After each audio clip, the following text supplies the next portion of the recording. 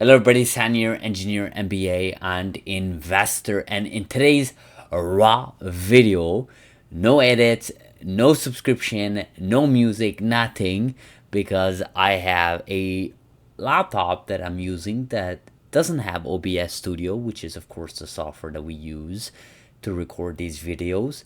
And I just installed it, and honestly I don't really have time to start playing around with the settings. I'm gonna import the settings from the previous laptop into this one, so bear with me. Maybe next video I'll fix it all, but I just want to get to the meat and butter.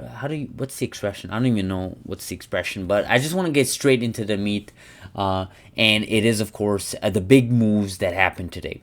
Now, this is a late night video. Got busy, guys. Very sorry about that, but it's never late. Never late. Better late than never, right? Man, I'm butchering my expressions tonight.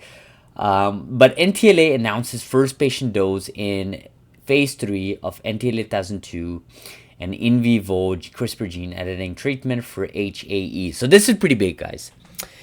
NTLA stock rose really big. It's not only because of that it rose, to be honest, which I'll get to in just a second, but that's pretty big. They're starting phase 3. We got the first patient dose, and a lot of people, including NTLA, are kind of now predicting a US launch, commercial launch in 2027, which I should remind people is basically in 2 years.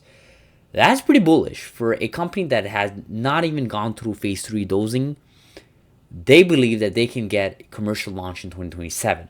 Now, you got to remember, FDA takes about 8 to 10 months with all the BLA and all the stuff that you can get from the FDA to fast approval.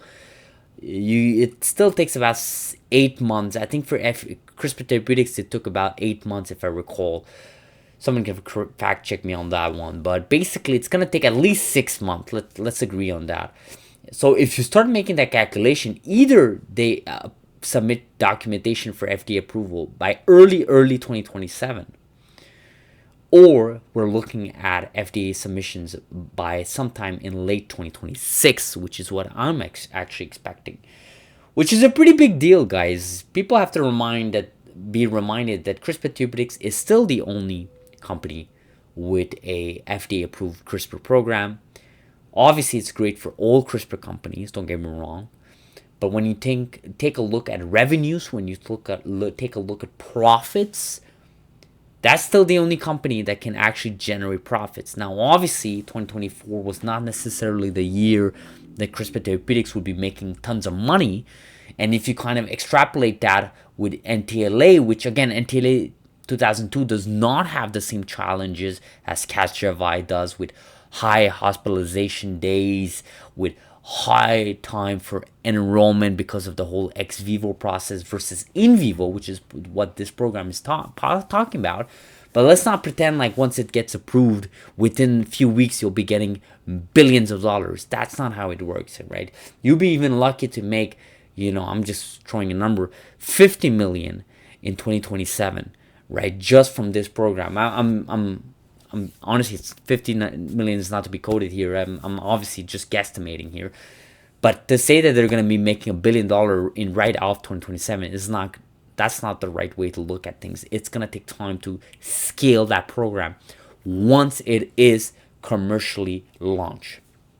Now, if you just stay back here in this press release, because we kind of got sidetracked here, the president and CEO of this company is pretty positive on that. I'm not going to quote them here in this paragraph, but they look pretty positive about it, especially considering the long-term data from the ongoing phase 1, phase 2, that this year they're going to be releasing further data, which is kind of going to highlight the durability of this program, right?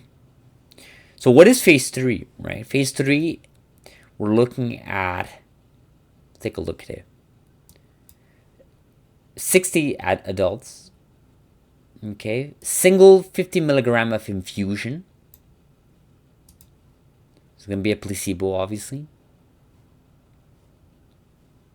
And the key endpoints include the number of HAE attacks, which obviously is a metric you want to review after dosing, and of course before dosing to compare, the number of patients who achieve attack-free status from week 5 through week 28. Look how granular that is. Week 5 to week 28. That's as good as it gets as a press release, guys. This is pretty big. I mean, all eyes are on this company right now. It's crazy how social media turns their back really quick on a company when things are tough, when you're in a bear market. It's kind of interesting how, NTLA was like the dark horse in 2021. I remember, and they were the dark horse. They jumped 50% in one trading day in June of 2021. I still remember the next day they jumped like 40% or something crazy like that again.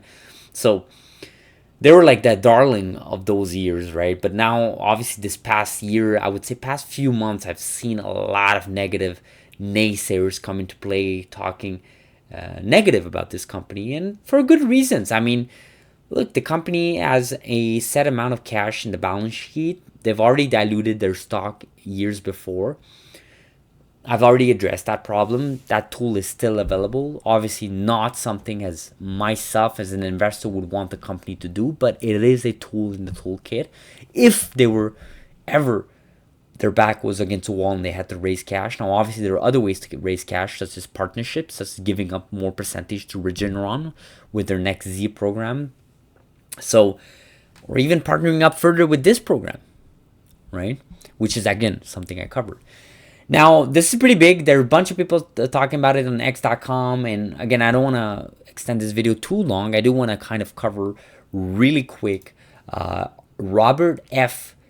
Kennedy Jr., which obviously is a politician in the U.S. side of things.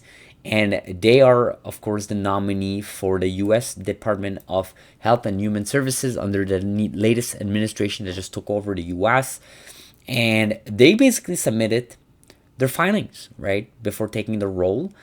They have to tell which company they own, what's their disclosure, how much they own of it, and so on.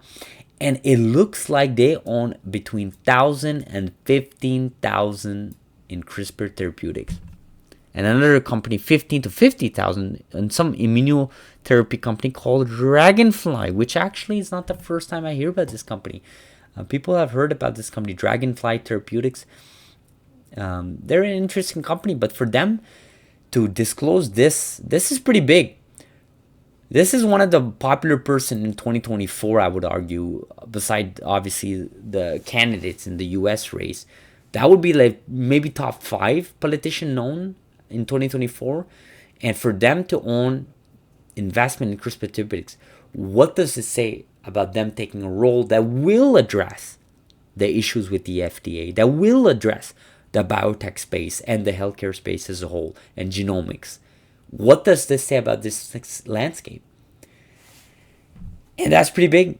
That's pretty big. I think that's big. Let's take a look at their filing here, the official filing. So CRISPR Therapeutics is in there. Marathon Digital Holding, that's all about Bitcoin, is in there. That's pretty interesting. Amazon, Apple, not too surprised there.